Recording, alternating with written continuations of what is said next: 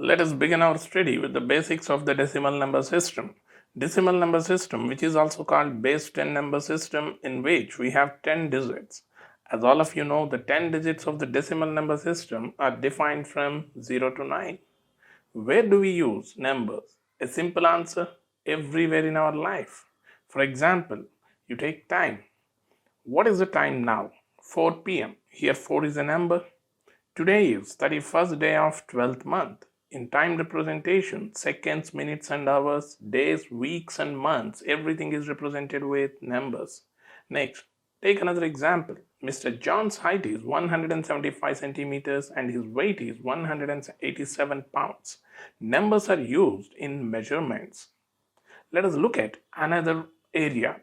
Mr. John is 4 times taller than Mr. Kevin. Numbers are used in comparison. Next example, currency. I have 5,000 rupees, 500 euros and $350 in my pocket. Currency denominations and conversions require numbers. These are a few major areas where we use numbers.